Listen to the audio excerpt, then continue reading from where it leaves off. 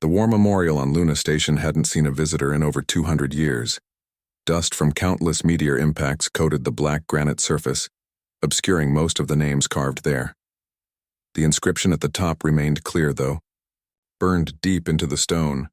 The Final War, 2987 CE, never again. Captain Elena Vasquez floated in the observation deck's artificial gravity field, staring out at Earth through the massive viewport. The blue marble hung in space like a jewel, peaceful and serene. Cities sparkled across the night side like scattered diamonds. No weapons platforms, no defensive arrays, no military fleets patrolling the system. Humanity had kept its promise. "For 3,000 years, Captain," came a voice behind her. Lieutenant Chen drifted up from the access tube, his magnetic boots clicking against the deck plating. "We're receiving something odd from the Deep Space Monitoring Array." Elena turned, her weathered face creasing with mild curiosity. At 65, she had spent her entire career in peaceful exploration missions. The most excitement she'd seen was a solar flare that knocked out communications for 3 days. "Define odd, Lieutenant." Chen's young face was puzzled. "It's a transmission, but not from any human colony or ship. The computer can't identify the language or origin point, and, Captain, it's aimed directly at Earth." Elena's pulse quickened slightly. First contact protocols hadn't been updated in centuries, mainly because nobody expected to need them. The galaxy had been thoroughly mapped, and humanity appeared to be alone. "Play it." The bridge speakers crackled to life with sounds unlike anything Elena had ever heard. Clicking, warbling tones that seemed to carry weight and menace. The universal translator's attempt at conversion produced only gibberish. Then, cutting through the alien speech, came words in perfect English. "Humans of Earth, your time of peace ends now. We are the Zephyrian Empire, conquerors of 700 worlds. You will surrender unconditionally or face extinction. You have 1 solar day to comply." The transmission ended, leaving the bridge in stunned silence. Chen looked at Elena expectantly. "Captain, should we alert Earth Defense Command?" Elena almost laughed. "Earth Defense Command was disbanded 800 years ago, son. We don't even have a military anymore." But as she stared out at the peaceful Earth below, a smile began to form on her lips. For the first time in centuries, something interesting was about to happen. Chapter 1. The laughing response. Dr. Marcus Webb was in the middle of explaining quantum archaeology to a room full of bored graduate students when his communication device buzzed with an emergency priority message. In his 40 years of academic life, he'd never received one. The message was simple. "Report to the Global Council emergency session. Immediately. Director Santos." Marcus frowned. The Global Council hadn't held an emergency session since the Great Flood of 3845, when rising sea levels threatened the coastal archives. That had been 20 years ago, and it was hardly what anyone would call urgent by current standards. 2 hours later, Marcus found himself in the council chamber beneath Geneva, a vast circular room that had hosted humanity's leaders for over a millennium. He hadn't seen it this full since his academy graduation ceremony. Director Santos, a sharp-eyed woman in her 70s, called for order. "Ladies and gentlemen, we face an unprecedented situation. At 14:30 Geneva time, we received first contact from an alien species." The room erupted in excited chatter. Marcus felt his heart race. First contact, the moment humanity had dreamed of for millennia. "However," Santos continued, and the room quieted, "the nature of this contact is problematic. Please observe." The holographic display activated, and the alien transmission played for the assembled crowd. Marcus listened to the clicking, warbling sounds with fascination. Then came the translation, and his excitement turned to bewilderment. When it ended, the chamber was silent for exactly 3 seconds. Then Professor Yuki Tanaka from the Historical Warfare Department began to giggle.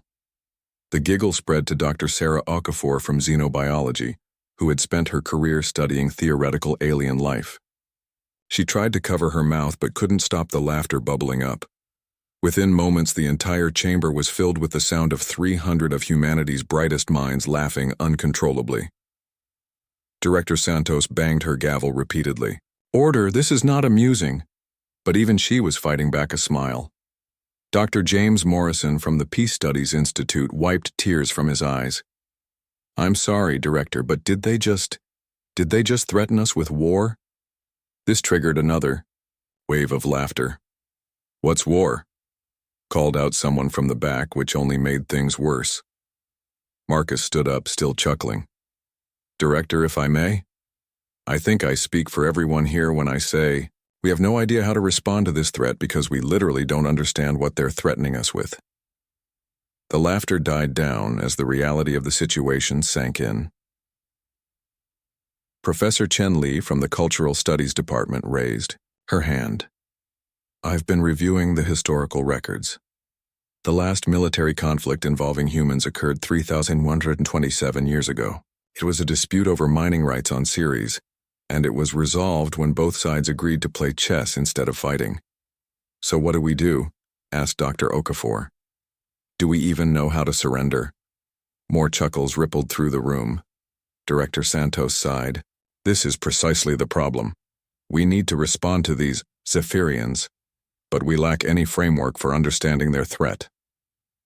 Marcus stood again. "Director, I suggest we respond honestly. We tell them the truth." "Which is?" Marcus grinned. "That we don't understand what they want because we've forgotten how to be enemies." The vote was unanimous. The response message was crafted in 15 minutes and transmitted immediately to the coordinates from which the original message had come. "Greetings, Zephyrian Empire. We received your message regarding surrender and extinction. We are confused by these terms and request clarification. We have not engaged in war for over 3,000 years and are uncertain how to comply with your demands. Please advise. The Human Global Council." Chapter 2. When Predators Meet Prey That Don't Run, Admiral Krixtal of the Zephyrian Imperial Fleet stared at the human response with all four of his compound eyes wide in disbelief. His chitinous exoskeleton clicked nervously as he read the message for the 7th time. "They're asking for clarification on what war means," he said to his bridge crew.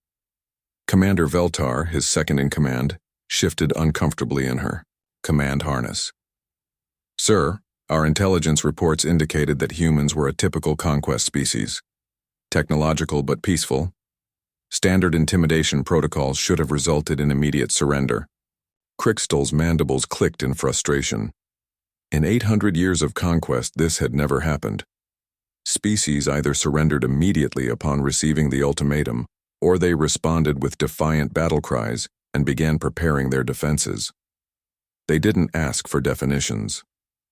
"Sir," called Navigator Zephyk from his station, "we're receiving another transmission from the human homeworld." "Display it." The main screen filled with the image of an elderly human female. She appeared to be sitting in some kind of garden, with strange creatures flying around behind her that Krixtal's xenobiology officer identified as birds. "Hello there," the human said cheerfully. "I'm Dr. Margaret Rosewood, Earth's new liaison for first contact situations. We created the position about an hour ago. I want to thank you for reaching out to us. This is so exciting." Dr. Rosewood smiled warmly. "Now, we're a bit confused about your message. Could you help us understand what you mean by surrender and extinction? Our historians tell us these are ancient concepts we're not familiar with in practical terms." She paused to sip from a cup of something steaming. "Oh, and we're absolutely fascinated by your technology. How did you manage faster-than-light communication across such distances? Our physics team is beside themselves with curiosity." The transmission ended with Dr. Rosewood waving goodbye and promising to chat soon. The bridge fell silent except for the humming of life support systems. Commander Veltar was the first to speak. "Sir, I don't think they're afraid of us." "That's impossible," Krixtal snapped. "Every species fears extinction. It's the most basic survival instinct." "Perhaps," suggested Science Officer Kektos, "they don't understand our capabilities. Should we demonstrate our power?" Krixtal considered this. The Zephyrian way was to conquer through overwhelming displays of force. Perhaps these humans simply needed to see what they were facing. Very well. Target one of their outer colonies, somewhere uninhabited but visible. We'll show them what Zephyrian plasma cannons can do. Sir, Navigator Zephic interjected. Scans show all human colonies are inhabited. They appear to have spread throughout their system, but population density is extremely low.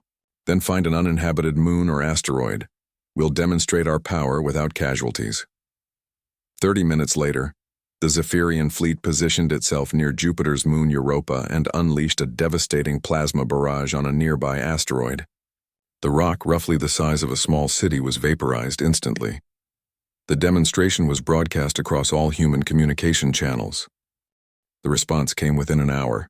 This time it was a younger human male in what appeared to be a laboratory setting. Greetings, Zephyrian friends. I'm Dr. Kevin Park, and I'm a physicist studying energy manipulation. That was absolutely incredible. Could you please send us the technical specifications for your plasma generation system? We're particularly interested in the particle acceleration methods you're using. Behind Dr. Park, Crixtal could see dozens of other humans crowding around, displays showing the asteroid's destruction. They were all talking excitedly and taking notes. Also, Dr. Park continued, our mining corporation would like to hire you for some asteroid clearing work in the outer system. Your efficiency is remarkable. Please let us know your rates. The transmission ended with Dr. Park thanking them for the fascinating demonstration of applied physics. Admiral Crixtal felt a sensation he hadn't experienced in centuries of conquest. Complete bewilderment. Commander Veltar, he said slowly, I don't think these humans understand that we just threatened them. No, sir. I don't think they do. They want to hire us. Yes, sir. Crixtal stared at the tactical display showing the peaceful human colonies scattered throughout the system. Not one had activated any kind of defensive system. Not one had begun evacuating. They were all just carrying on with their daily activities. What kind of species doesn't fear death? He muttered. From the communication station came a soft chime. Another message from the humans. This one was from Dr. Rosewood again, still in her garden. Oh, hello again. I hope you don't mind me reaching out so soon, but our cultural anthropology team has been analyzing your communications, and we think there might be a translation error. She consulted some notes.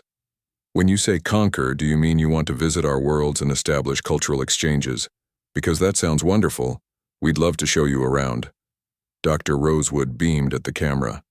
And when you mentioned 700 worlds, our xenobiology department nearly fainted with excitement. Think of all the different life forms you must have encountered. Would you be willing to share some data? We're preparing a conference right now on comparative evolutionary biology. She paused. Oh, and about that extinction thing.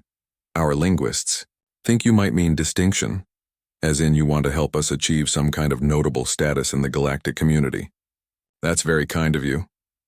The message ended with Dr. Rosewood inviting the entire Zephyrian fleet to Earth for the biggest welcome party in human history. Admiral Crixtal looked around his bridge at the confused faces of his crew. In 800 years of conquest, he had faced desperate defenders, cunning strategists, and terrified populations begging for mercy. He had never faced a species that wanted to throw him a party. Sir, Commander Veltar said quietly, what are your orders? Crixtal stared at the peaceful blue world hanging in space below them. A world that should have been mobilizing for war, but instead was apparently planning a celebration.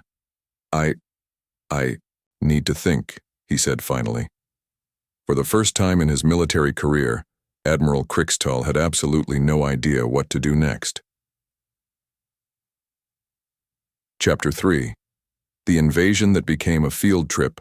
3 days later, the largest fleet in Zephyrian history hung in Earth's orbit. 800 massive warships bristling with weapons capable of glassing entire continents. The fleet represented the combined might of an empire that had conquered 700 worlds across 3,000 years. Admiral Crixtal stood on the bridge of his flagship, staring down at Earth through the viewport. He had been staring for hours, trying to understand what he was seeing. The planet showed no signs of panic, no defensive preparations, no evacuation attempts. Instead, Earth was celebrating. Lights blazed from every city. Massive crowds had gathered in public spaces. The orbital stations were decorated with colorful banners and what appeared to be holographic fireworks. "Sir," reported Communications Officer Tiktos, "we're receiving approximately 12,000 individual messages from the planet's surface. They appear to be invitations." "Invitations?" "Yes, sir. To parties, cultural exchanges, scientific conferences. Something called First Contact Festivals are being organized in every major population center." Commander Veltar approached Krixtal's station. "Sir, I've been reviewing our intelligence reports on human psychology. I think we may have made a fundamental error in our assessment." "Explain." "We assumed humans were like every other species we've conquered, that they value individual survival above all else, but our observations suggest they've evolved beyond that paradigm." Krixtal's mandibles clicked impatiently. "Meaning?" "They're not afraid of dying because they don't see death as the worst possible outcome. Our threats are meaningless to them, because they've already achieved something we don't understand." Before Krixtal could respond, the main display activated with an incoming transmission. This time, the image showed a massive crowd gathered in what their database identified as Central Park in New York City. Hundreds of thousands of humans filled the space, all looking up at the sky with expressions of joy and excitement. Dr. Rosewood appeared in the foreground, now wearing what appeared to be formal ceremonial robes. "Greetings, friends from the stars. On behalf of all humanity, I want to officially welcome you to the Sol system." The crowd behind her erupted in cheers, so loud that the ship's audio systems had to adjust to prevent damage. "We've prepared quarters for your delegation in every major city on Earth," Dr. Rosewood continued. "Our universities have cleared their schedules for joint research projects. Our artists have composed symphonies in your honor, and our chefs are experimenting with cuisine that might appeal to your species' dietary requirements." She paused, her face becoming more serious. "I want you to know that we understand this is a momentous occasion. First contact between two intelligent species is something our philosophers have contemplated for millennia. We don't take this responsibility lightly." The camera pulled back to show the vast crowd. "Every person here represents millions more who couldn't attend but wanted to be part of this moment. We've been alone in the universe for so long, and now we're not alone anymore." Dr. Rosewood smiled, and Krixtal was struck by the genuine warmth in her expression. "So please come down and meet us. Let us show you what humanity has become. Let us learn from each other. Let us be friends." The transmission ended with the crowd beginning to sing something that the universal translator identified as a welcome song, composed specifically for the occasion. The bridge fell silent except for the humming of the life support systems. "Sir," Science Officer Kekto said quietly, "I'm detecting something unusual about the planet's energy signature." "Explain." "The power grid shows massive surpluses. Manufacturing capacity is operating at minimal levels. Transportation systems are mostly idle. Sir, this entire planet appears to be running on automatic systems." Krixtal frowned. Meaning, they've solved all their basic survival needs. Food, shelter, energy, transportation, all handled by automated systems. The humans are free to pursue whatever interests them. That's impossible. Every species struggles for resources. Not these humans, sir. They've achieved what our philosophers call the post-scarcity condition. They don't fight each other because there's nothing to fight over. Commander Veltar stepped forward. "Sir, I recommend we accept their invitation and send a diplomatic team to the surface." "Absolutely not. We're conquerors, not diplomats." "Sir," she said gently, "what exactly are we conquering? They have no military to defeat, no government to overthrow, no resources to claim that they aren't already offering freely." Krixtal stared at her. "Are you suggesting we can't conquer them?" "I'm suggesting, sir, that they've already accomplished something far more impressive than conquest. They've made conquest irrelevant." The communication station chimed again. Another message from Earth. This time it was a young human child, perhaps 10 years old by their species standards. She was standing in what appeared to be a classroom full of other young humans. "Hello, space friends," she said with the unself-conscious enthusiasm that only children possess. "My name is Emma, and I'm in 5th grade. We learned about you in school today, and I wanted to ask, do you have kids on your ships? Because if you do, we'd love to have them come to school with us tomorrow." Behind her, other children waved and held up drawings they'd made of what they imagined Zephyrians looked like. The pictures were colorful and friendly, showing humans and aliens playing together. "My teacher says you come from really far away, and that must have been scary and lonely," Emma continued. "But you don't have to be lonely anymore, because now you have us. We're really good at making friends." The transmission ended with the entire class shouting "Welcome to Earth" in unison. Admiral Krickstahl stood frozen, staring at the blank screen. In 800 years of conquest, no one had ever offered to be his friend. "Sir?" Commander Veltar prompted gently. Krickstahl turned to look at his crew. These were the finest warriors in the Zephyrian Empire, veterans of countless campaigns. They had never shown weakness or hesitation in the face of any enemy. They were all staring at him with the same expression of confusion and hope. "Prepare a shuttle," he said finally. "I'm going down to meet these humans." "Sir, is that wise?" This could be an elaborate trap. Krickstahl looked out at the peaceful Earth below, at the lights of celebration still blazing across the night side of the planet. "Commander," he said, "if this is a trap, it's unlike any we've ever encountered. And if it's not—" He paused, trying to process thoughts he'd never had before. "If it's not, then we may have found something worth more than another conquered world." As the shuttle bay doors opened and Krickstahl prepared for the strangest mission of his military career, one thought kept echoing in his mind. What do you do when your prey offers to teach you how to play instead of run? Chapter 4. The day war died.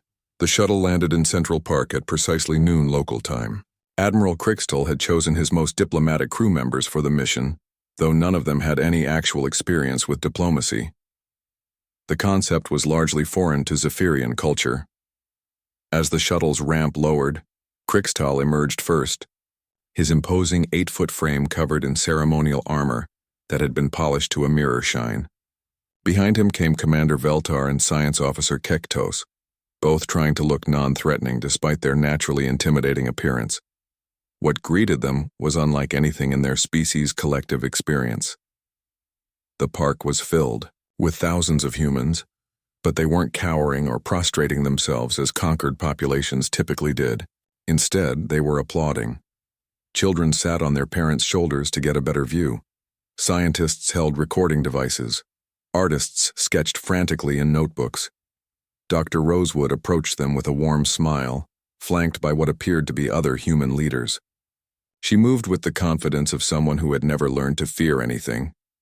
"Admiral Krickstahl," she said, somehow pronouncing his name correctly despite the complex clicking sounds involved.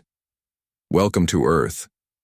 Krickstahl stood frozen for a moment. In all his conquests, the first words spoken to him had been either surrender declarations or defiant battle cries, never a simple welcome. Greetings," he managed. Dr. Rosewood gestured to the crowd around them. "I hope you don't mind the attention. This is the most exciting thing that's happened to our species in millennia. We've prepared a full schedule of activities if you're interested. University tours, cultural exchanges, a demonstration of our latest scientific discoveries." "You wish to show us your technology?" Krickstahl asked, confused. Most species desperately tried to hide their capabilities from conquerors. Of course, knowledge shared is knowledge doubled. Dr. Park has been working around the clock to prepare demonstrations of our quantum manipulation systems. He's particularly excited to compare notes with your plasma generation technology. Commander Veltar stepped forward. "Dr. Rosewood, may I ask a direct question?" "Please do. Aren't you afraid of us?" Dr. Rosewood considered this seriously. "Afraid? No, I don't think so. Should we be?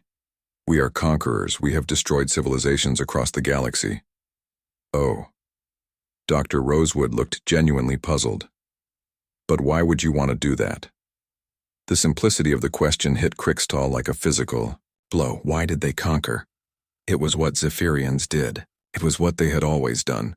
For resources, territory, power. But there are infinite resources in space, Dr. Rosewood said, and plenty of empty worlds to settle.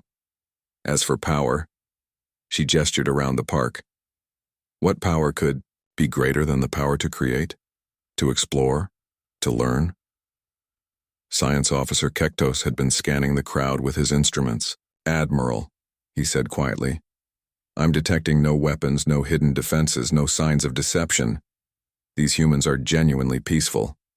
A small voice piped up from the crowd. "Excuse me, Mr. Alien." Everyone turned to see Emma, the child from the earlier transmission, pushing through the crowd with a group of other children trailing behind her. "Emma, wait!" called an adult voice, but Dr. Rosewood held up a hand. "It's all right. Admiral, I'd like you to meet Emma Martinez, age 10, and the unofficial president of the Earth Children's First Contact Committee." Emma looked up at Crickstall with the fearless curiosity that only children possess. "You're really tall. Are all your people that big?" Crickstall found himself looking down at this tiny human who barely reached his knee joint. She should have been terrified. Instead, she was studying him with fascination. "Yes, we are a large species," he said carefully. "That's so cool. Can you pick things up really easily? I bet you're super strong." Emma paused, then asked the question that would change the course of galactic history. "Why do you look so sad?" The question caught Crickstall completely off guard. What? You look sad. Like my dog when he can't find his favorite toy. Are you sad because you're far from home?" For the first time in his 800-year life, Admiral Crickstall had no idea how to respond. Dr. Rosewood knelt down beside Emma. "What do you think we should do to help our new friend feel better?" Emma's face lit up with an idea. "We should show him all the best things about Earth, like ice cream, and the ocean, and music, and art, and games." "What?" Crickstall asked, slowly. "Our games?" The crowd fell silent. Even the children stared at him in shock. Emma's eyes went wide. "You don't know what games are?" Crickstall shook his head. "Oh no," Emma said with the kind of profound sympathy only children can muster. "That's terrible. Games are the best thing ever. You play them with friends and everyone has fun." She turned to the crowd. "We have to teach them how to play." The next 6 hours would be remembered in both human and Zephyrian history as the moment everything changed. Emma and her friends introduced Crickstall to hide and seek, though his size made hiding somewhat challenging. Dr. Park demonstrated quantum physics by turning it into an interactive light show. The New York Philharmonic performed a hastily arranged concert that left the Zephyrian crew clicking their mandibles in what humans would later learn was their species' expression of wonder. But it was the evening demonstration of human art that broke through the final barrier. As the sun set over Manhattan, thousands of humans gathered in the park with small lights, candles, flashlights, phone screens, anything that could create illumination. As darkness fell, they began to move in coordinated patterns, creating shifting pictures of light visible from orbit. The first image was of the solar system. The second showed both human and Zephyrian figures standing together. The third was a simple message spelled out in letters large enough to be seen from space. "Welcome home." Crickstall stood in the center of the park, surrounded by creatures that should have been his conquered subjects, watching them create beauty simply because they could. Commander Veltar was nearby, attempting to learn something called chess from a group of teenagers. Science Officer Kektos was deep in conversation with human physicists about the nature of consciousness. "Admiral," Dr. Rosewood said, approaching him quietly, "I have a question I've been wanting to ask all day." "Yes?" "In all your conquests, have you ever been happy?" The question hit him like his ship's plasma cannons. Happy. He had been successful, victorious, feared across the galaxy. But happy? No, he said finally. "I don't think I have." Dr. Rosewood nodded. "We thought so. You carry yourselves like people who have forgotten how to enjoy life." We are warriors. We do not have time for enjoyment. But what's the point of being alive if you don't enjoy it? Krixtal stared at her. It was such a simple question, yet it challenged everything his species had believed for millennia. Around them, the light show continued. Humans creating art for no reason other than to share beauty with beings they had just met. Children laughing as they played with alien visitors. Scientists from different worlds comparing notes and making new discoveries together. Dr. Rosewood, Krixtal said slowly, what would you say if I told you that I no longer wish to conquer your world? I'd say that's wonderful, but I'd also ask, what do you want to do instead? Krixtal looked around at the scene surrounding him, at his crew members experiencing joy for the first time in their lives, at the human children who had adopted them as new playmates, at the possibilities stretching out before them. I think, he said, surprising himself with the words, I would like to learn how to play. Dr. Rosewood smiled. I think we can arrange that. As the light show reached its crescendo and both species watched together in wonder, Admiral Krixtal realized that for the first time in 800 years of conquest, he was exactly where he wanted to be. The Zephyrian Empire's greatest victory had been learning how to lose. Kinderer, Epilogue. 3 years later, the memorial on Luna Station had a new inscription. Below the old plaque reading, The Final War, 2987 CE, Never Again, a new one had been added. The Final Peace, 3848 CE, Forever Friends.